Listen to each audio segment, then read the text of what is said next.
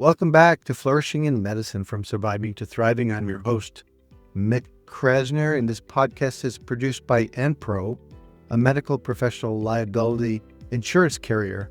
We're headquartered in Long Island in New York State and committed through a whole variety of peer support offerings to support the physicians that we protect.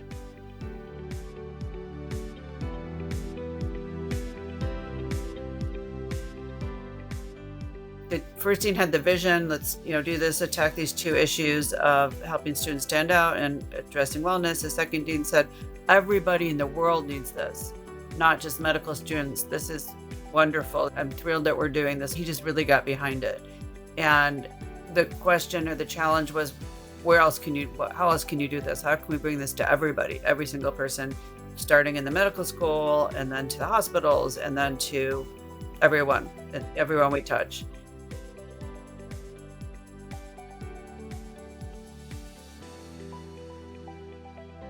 In this episode of Flourishing in Medicine from Surviving to Thriving, I'm pleased to welcome neonatologist, educator, and professor of pediatrics from the University of Missouri-Kansas City School of Medicine, Dr. Jodi Jackson, for a rich conversation about curiosity, calling, and culture change in medicine. Dr. Jackson reflects on her unconventional path in medicine, not driven by childhood dream of becoming a doctor, but by a deep curiosity about how the body and world work, and a real desire for grounded understanding to make family health anxieties, which eventually led her to pediatrics and neonatology, where she could both make a clear difference and cultivate true expertise. She shares the evolution of her work with mindful practice in medicine since 2011 and the creation of the Mindfulness Scholars Program at the University of Missouri-Kansas City, a rigorous 10-month initiative that integrates MBSR and mindful practice curricula for medical students and faculty, fostering intergenerational learning, narrative sharing, psychological safety, and demonstrable improvements in well-being. Dr. Jackson describes her broader vision for the University of Missouri-Kansas City as a flourishing in medicine center of excellence where noticing, curiosity, and compassionate awareness become part of the institution's everyday language and hidden curriculum. She also introduces us to her passion for the Enneagram as a practical companion to mindfulness, offering a framework for understanding core fears, patterns, and perspectives that, when met with awareness, can deepen self-compassion, enhance relationships, and free clinicians from automatic constricting roles. Throughout, she embodies the way of the teacher, open but not attached to outcomes, committed to walking the path, and dedicated to helping shape a more conscious, humane generation of health professionals. And now, our conversation with Dr. Jodi Jackson. So it's a great pleasure, Jodi, to welcome you to Flourishing in Medicine from Surviving to Thriving. I'm looking so forward to this conversation. Thanks, Mike. It's an honor and a privilege to have the chance to talk to you today. I like to begin almost all these conversations with a little exploration of your why. And what I mean by that is, why medicine? I'd like to know, beyond biography, beyond sort of the chronology of your schooling and the choices you made along the way, if you can maybe go a little deeper into what was it about the promise that medicine held for you that led you to undertake, it's quite an undertaking, it's quite a commitment, it's many years of training. Something about who Jodi Jackson is, maybe from your family upbringing, from educational experiences, from life experiences, kind of on that level, if you would be willing to share. For sure. Actually, it's funny you should ask, because I know in this work we talk a lot about looking at why we started and how that might be changing, but my story is so different than that, because I never had the vision of being a doctor. I didn't come in with it saying, I want to be a doctor someday. In fact, I was kind of not wanting that. So I just really liked biology and I liked studying the human body. And when I started in college, I was a biology major and I did well. And so it was assumed I would go into medicine. And I almost pushed against it. And not because I didn't want to be a doctor. I just didn't. I mean, it wasn't I actively didn't want to be a physician. It just wasn't a drive. Like it wasn't a vision. I didn't see myself as a doctor. I was just interested in the human body. And I was kind of being pushed that way in my curriculum. And I actually left the country for a year because I was like, I don't know if I want to do this. And they're pushing me this way. And I feel like if I stay here, I'm just going to go to medical school because I'm supposed to. So I went to England for a year and I studied politics and sociology. And I met my now husband 35 years ago, but that wasn't part of the plan. That just kind of happened. But yeah, I did study medicine at all. And then I did do a couple little biology classes thinking, well, if I do decide I want to do it, I need to stay up on stuff. So I did take a couple biology classes. I came back. And, honestly, it was just the interest. I was just interested in the human body. It was never like I see myself as a doctor. I want to change humanity. I mean, that came much, much later. But it actually, I think, made it easier because I didn't have my eyes on the prize. I wasn't looking at what was going to happen in 10 or 15 years. I was just really in the moment of like, this is cool. I love learning how the body works. This is like, it ends into itself. So although, I'm glad you bring this question forward in this situation because I have this discussion with people all the time. And I never thought of the fact that like, that wasn't my journey. Like I'm not disillusioned by what I imagined a physician would be like because that wasn't why I did it. So yeah, it's just a really different journey. I'm going to challenge you just a little bit about your answer because I believe it. It's your truth. But I'd like you the challenge is really to think about why was the human body so interesting to you? Why was that interesting? Among all the, you said you've got politics, sociology, you were in another country, another culture. Why was that a thread? Do you understand why that was so interesting?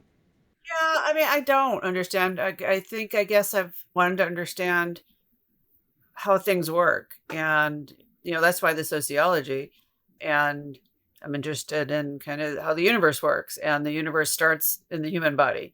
I think it was more tangible than the universe. I mean, I did think about astronomy as well, but the body was right here. I could touch it. And the other was way less tangible. I think it was just trying to understand how the world works. And I could start with the body, like my body. How does my body work? Why does it do these things? Wonder underlying, you asked about family of origin. I don't know. This definitely never consciously came in, but I have heard that when you have people in your family who are really hypochondriacs, you either become a hypochondriac or you become a doctor.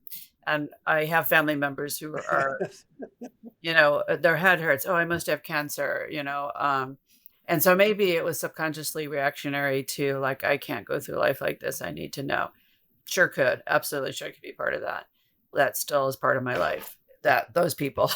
and it is great to be able to say, no, I think based on what you're telling me, that's really not going to be a problem. And to come from a place of authority. So there may have been some of that underneath, but there certainly wasn't like this vision of like, what it's going to look like getting a white coat and going into a patient room where I hear so many people talk about like that was consciously that wasn't a vision for me, but maybe understanding the body so I could feel more safe, more empowered, more able to manage the people around me, maybe my own, maybe I had some internalized fears from my family that I needed to manage, but it was always just a curiosity about how does the world work? And it starts with me. And it's interesting because my kids have no interest in the human body. And I'm like, how can you not be interested? It's your body. And they're like, it's just, and that baffles me. I'm like, how, even one of them said once, like, well, how does this matter to me? Like I was helping him with anatomy. And he said, well, how is this important to me? I'm like, how is your anatomy important to you? Like, Use the word curiosity. And so, yeah, what you're saying, this fascination with the human body, I think for you, from what I know about you, from our relationship over the many years I've known you, that curiosity is really kind of a central thing, wanting to know, wanting to understand. So maybe it started with the human body, but even the foray into sociology and politics and living in another culture was part of that curiosity. I wasn't even going to go here, but I think it's important for our listeners and viewers to know a little bit about your medical background. And I don't think we've ever talked about it, which is really interesting because, we have a relationship around the work we've done together in mindful practice. But you're a neonatologist. You wound up in neonatology. What a very interesting and unique and very specialized field of medicine. What happened? Yeah. Why did that really, at the time that you made those choices, why was that so fascinating to you? Yeah, another good question. Again, it wasn't super premeditated. So I did medical school, and the first 2 years were great because they were learning. And I know it's changed a lot for people, but when I did, the first 2 years were books. You didn't see people or touch people, and I loved it. I loved learning. It was wonderful. I had great relationships with my peers. And then I went into clinic the beginning of the third year of my medical school, and I did 3 or 4 adult rotations. I did like family medicine, internal medicine, surgery. I hated it. I absolutely hated it. I said, chronicling the demise of humanity. That's what I'm doing. I'm sitting here, people are coming in, telling me what their problems are. I'm writing them down, and we're saying what to do different. And then they go away and they come back and they're doing the same thing. Like, why have I studied all this just to make no difference at all? And I just didn't like it. And so 6 months, the 6 months after the beginning of my third year, I was thinking I was going to leave. I have this really strong visual of sitting with my husband in a park, like, how are we going to pay up for our debt? We're 2.5 years into medical school, and I don't want to be a doctor anymore. And I'd done research during the times, some of the time I actually ended up taking a year between undergrad and medical school to go back to England. And I'd done research. I'm like, I can do research. We have to figure something else out. I can't do this. And then we decided, well, let's just get the MD, even if I'm not going to use it because it means something. So I'm like, okay, I can do another year and a half. So the next rotation was psychiatry, and I loved it. I loved it, loved it, loved it. And I'm like, okay, how the brain works. That's fascinating. And it's not these people's fault. That they're not doing what we're telling them because they have disease. And I was fascinated by it. I loved it. So I'm going to be a psychiatrist. And so that was, I can do this. And then the next rotation was pediatrics.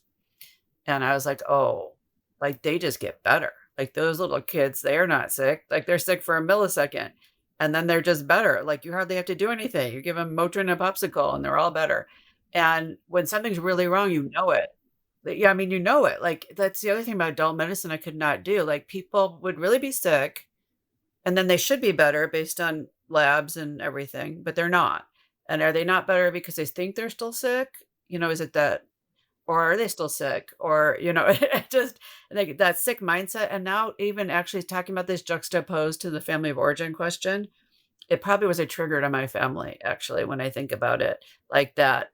I think I'm still sick. Must be something major wrong with me. That to have that kind of guttural response at that time, and I think it probably was a trigger of like what I lived through all my life, where a cough. Oh my gosh, I've got lung cancer. So that could have a lot to do with it. But I love pediatrics. Those little guys, they come in, half dead with neutropenia, and you give them some antibiotics, some IV fluids, and literally the next day they're jumping off the furniture, like for real. I mean, that happened to me. Um, just, you walk in the door and I'm like, okay, I can do this. When they're sick, when they're better. They don't smell nearly as bad as adults do. So pediatrics, that's how I got into pediatrics. So it was a little hard between psych and pediatrics, but pediatrics won out. So I did pediatric residency without any idea of what I was going to do in pediatrics. And I just started on neonatology, and I liked the technical part of it. I liked the, really kind of procedural, or I liked the excitement. I liked the little charts. I like the fact that they don't have charts. I just start the chart. That was one of the things. I was at Mayo Clinic for my residency, and some of those kids came in with charts like this at Mayo Clinic because they come from all over the world, and you've got. And I'm like, that was one of my most unfavorite things. So I'm like, well, I don't have to review a chart. They're just bored. But I think I really liked the aspects, definitely the technical aspects. I like the calculations and the math and the specificity and then I think that one thing I realized is I wanted to be an expert in something. So that was the other thing. Like, I really wanted to know all. It gets back to your curiosity, Meg. I wanted to know all there was to know about something. I wasn't comfortable just having a little bit of knowledge about all the things. And that's, family medicine was really pushed in my medical school. I was at University of Illinois, but at the rural location in central Illinois. So they really pushed family medicine. And so I really did consider it, but I'm like, how could I be good if I have to know all these things? And I know people are. I mean, you are. I mean, you know a lot of things, and a lot of people are. Some of my, I know a lot of people I respect who know a lot of things, but it just wasn't for me. Like, I want to know all there is to know about this. And so I found myself like going crazy down these rabbit holes. And, like I can't possibly know all there is to know about OB and peds. And, so that's why I went to peds. And then even in peds, I can't know everything there's to know about endocrinology and genetics. And I'm like, I need to narrow and be an expert. And so I think that I could really dive into the literature and really become an expert and go down the rabbit hole and be expected to. And I've noticed that in my career later, because I was at a tertiary, like when I started, I was in a high level 4 NICU where basically the neonatologists were primary care NICU doctors and we had consultants with all the others. I'm like, I didn't do this so I could not be the expert. Like, put me in a hospital where I can take care of babies. I know what they're going to do. So yeah, I think it ended up the way that it unfolded was I really wanted to know all there was to know about my specialty. I wanted to be an expert, and this was the field that was most interesting to me. And one of the things that was really exciting for me to learn about you is, to know about you was your drive and energy and creativity and commitment to developing this program called the Mindfulness Scholars Program, which culminates with this commendation for medical students called Distinction in Medicine.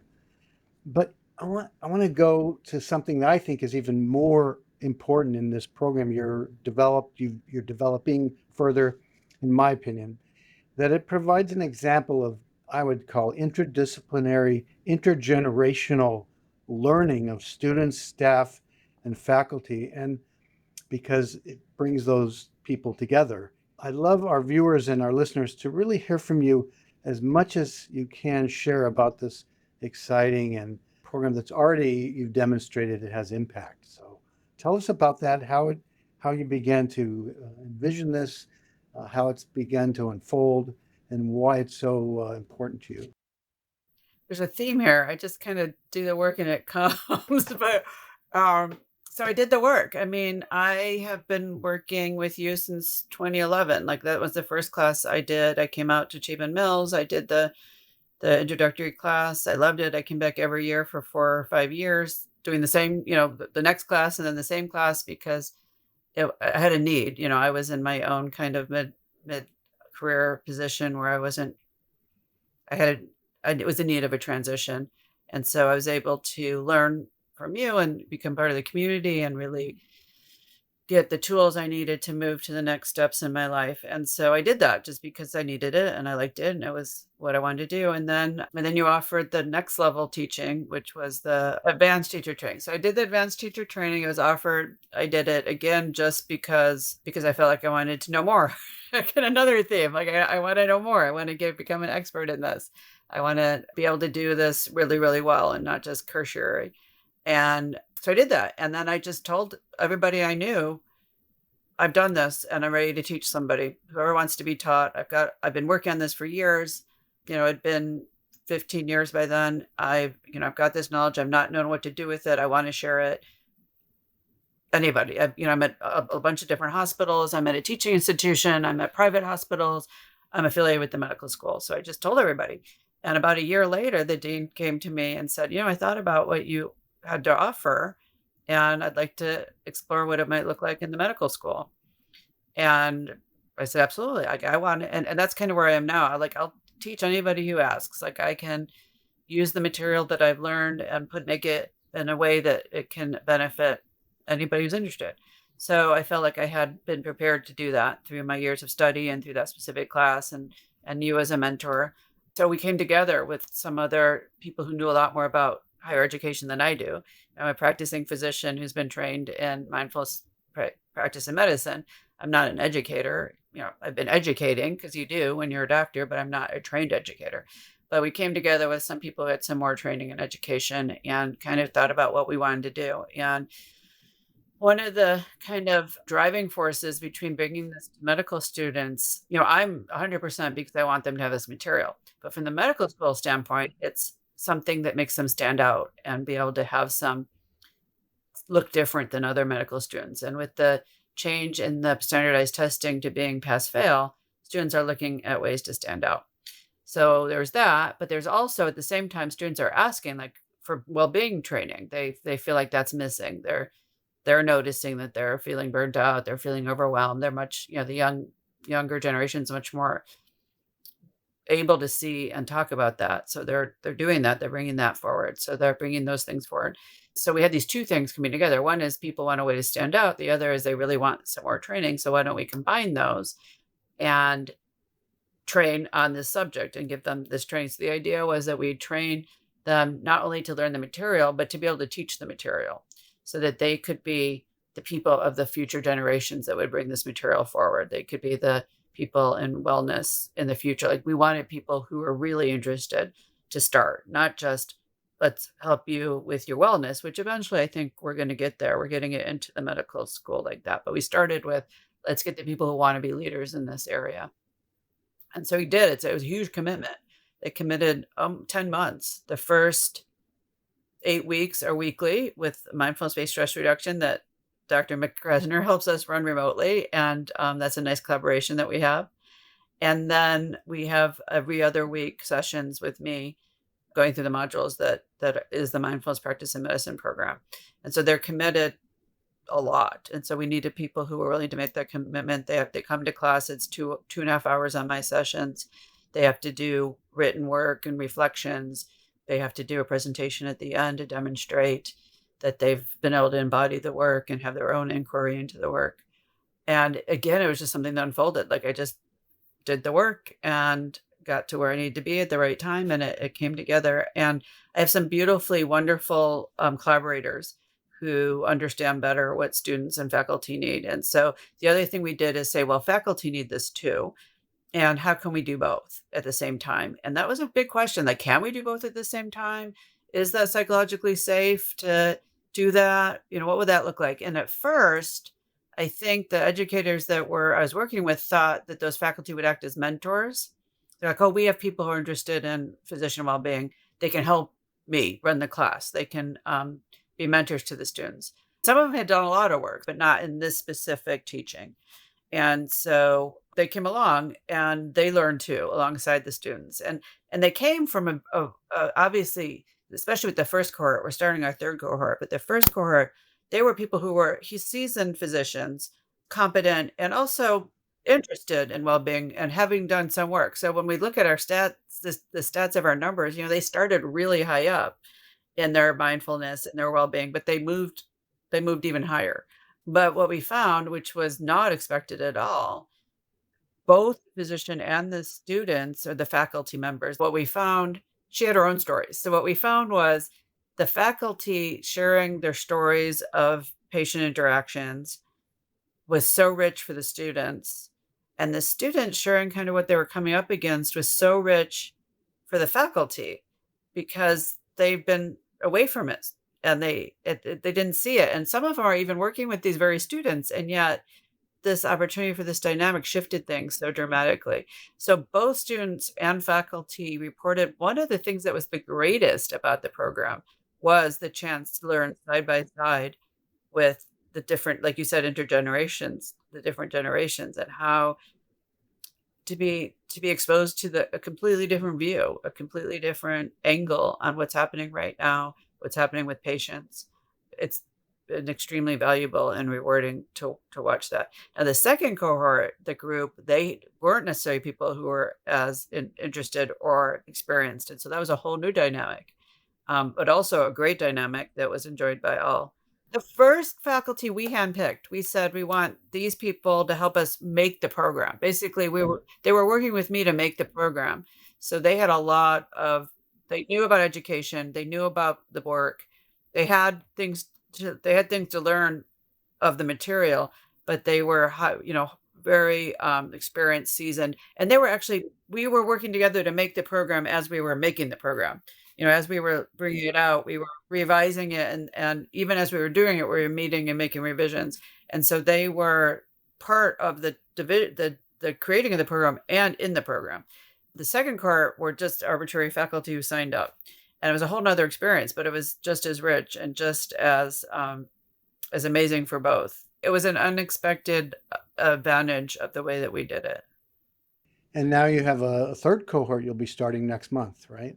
We actually started. So what we did, I don't even know if you know this because Dr. Krasner is part of the program, but you might not know this. I've done the first year, I think I did just the introduction first, and then we went into MBSR. And the second year and this year, I did the first course and then the second course, which is noticing, and then went to MBSR just because of the timetable and trying to get it all in the 10 months and making the group kind of know who they are. So I've had one session, and we have our second session this Tuesday, and then we start with the MBSR, I think 2 weeks from then. The University of Missouri, Kansas City, under your leadership in mindful practice, has become one of our first centers of excellence for flourishing in medicine. We're really thrilled. And I'd like you to share with us, if you could, what you'd like to see this center evolve towards. And it could be kind of a vision. It can be specifics. It's already, as we just heard, demonstrating significant impact with your Mindfulness Scholars Program, but being really part of this and really the reason why the Center of Excellence is there at the University of Missouri, Kansas City. Yeah, what's your vision for it? Yeah, again, like the same theme of kind of just keep walking and see when it comes, but I definitely do have an idea. So part of me is just like, we've been blessed with 2 wonderful deans. The dean that brought me in to start retired after the first year, I think. And then we have another dean. And so the first dean had the vision, let's, do this, attack these 2 issues of helping students stand out and addressing wellness. The second dean said, everybody in the world needs this, not just medical students. This is wonderful. I'm thrilled that we're doing this. So he just really got behind it. And the question or the challenge was, how else can you do this? How can we bring this to everybody, every single person, starting in the medical school and then to the hospitals and then to everyone we touch. So we are integrating it into other points with students.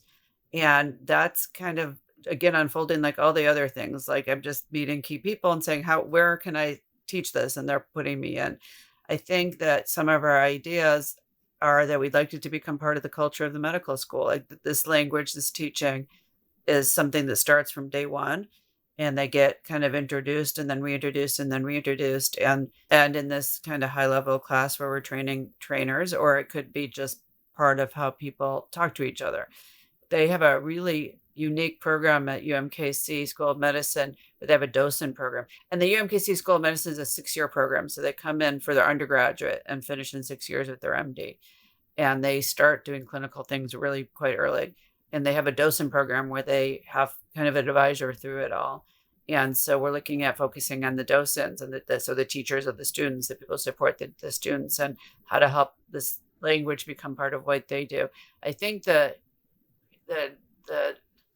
kind of getting into the weeds of how much to teach who is something that we don't know. But I think that if you ask what's the big vision, is that this teaching becomes part of the fabric of what happens in medical school, and that we have these kinds of keywords. We talk about noticing, we talk about being curious, we talk about, when things don't work. We have these keywords. These are titles of our programs, but they also mean something. They mean, they come with a bunch of meaning behind them and how we approach things.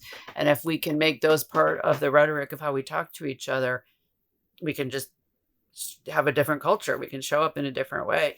The hidden curriculum is a big part of the teaching too. And, being able to have that discussion up front. So I think, the ultimate vision would be that all of this would be incorporated in everybody in the entire teaching institution, and then into the hospitals that they teach in it. I mean, that's kind of a big vision. So we've had great success with what we're doing, and we're just kind of filtering it in now.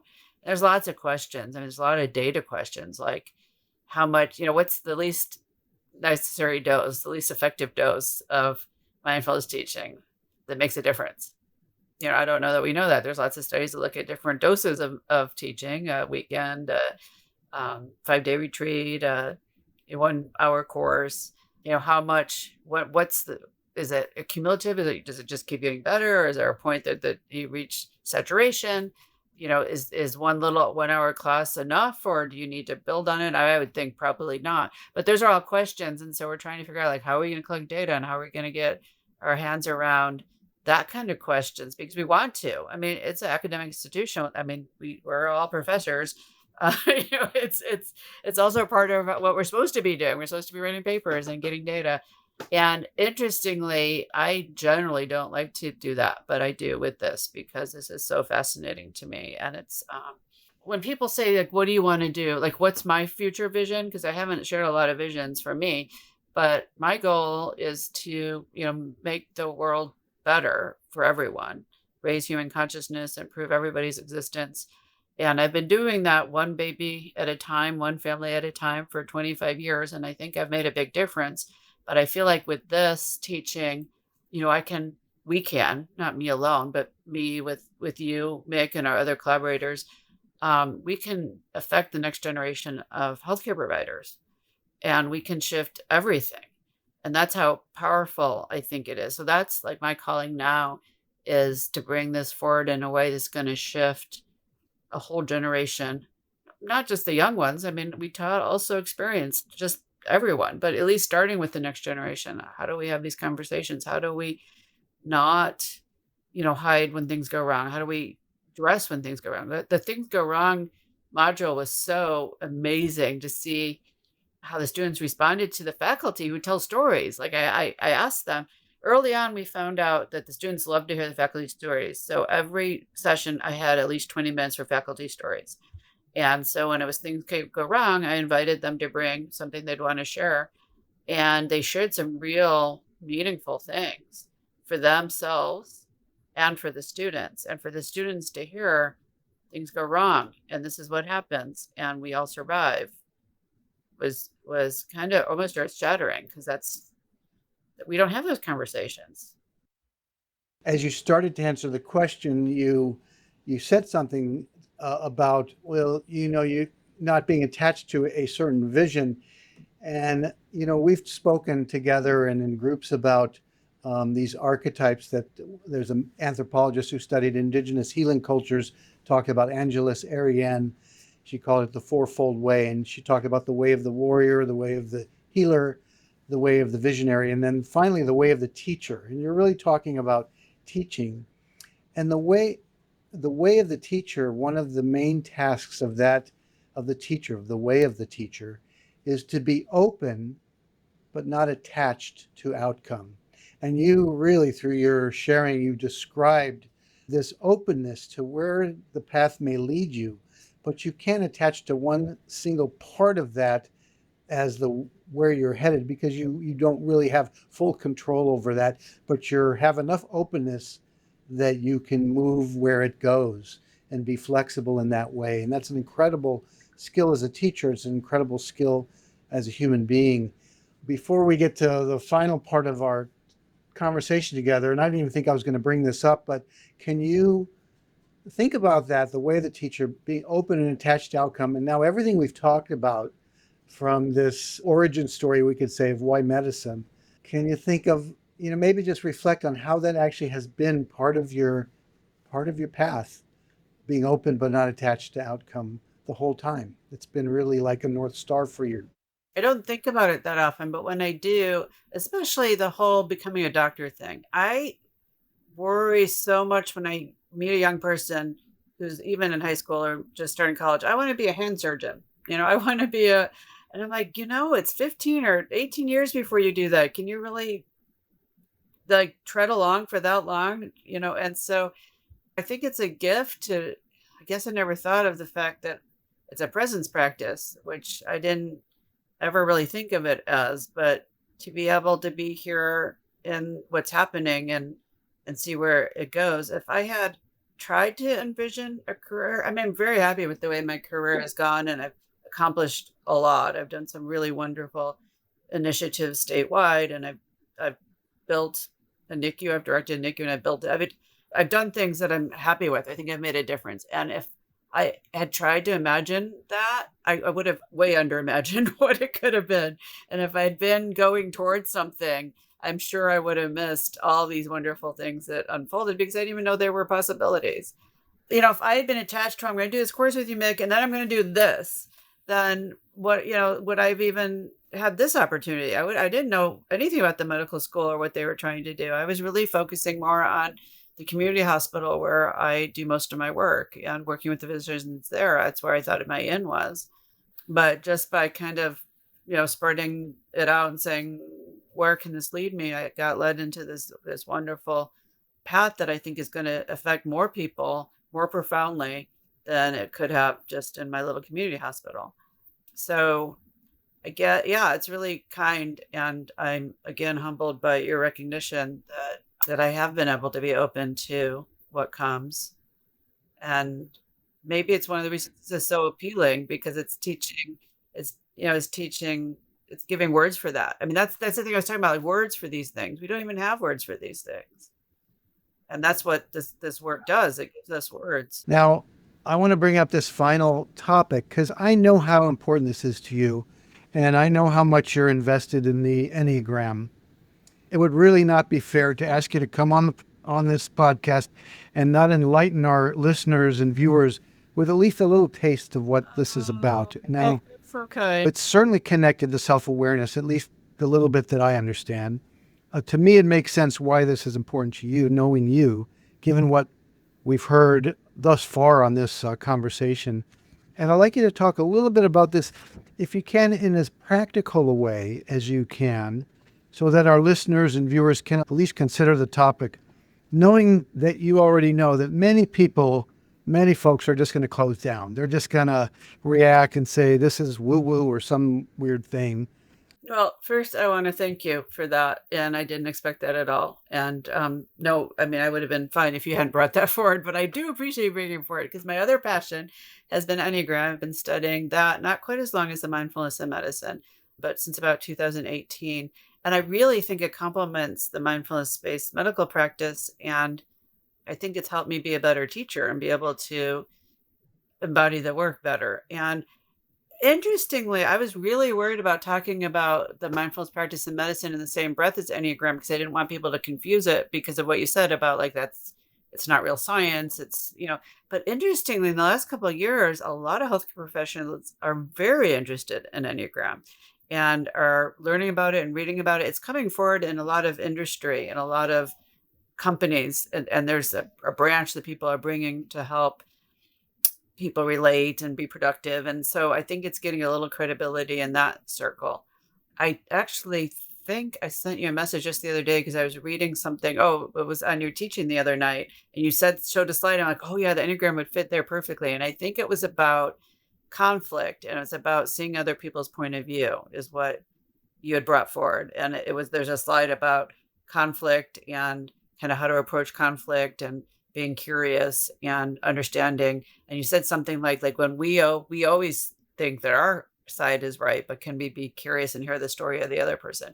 And that is 100% what the Enneagram is about. So the Enneagram gives us a map of different ways people show up and why. And not because they're trying to be difficult or they're trying to be contrary, but their core values, not even values, core fears, like the way that we show up.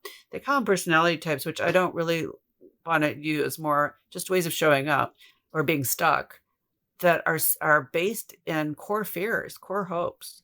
It's so deep within us. It's not something that can shift or we can be tucked out of. It's what makes us, it's the fabric of who we are.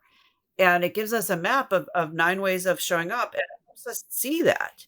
So that when somebody shows up in a certain way, it's not they're being difficult. Why can't they see it my way? Oh, that's the way this person shows up.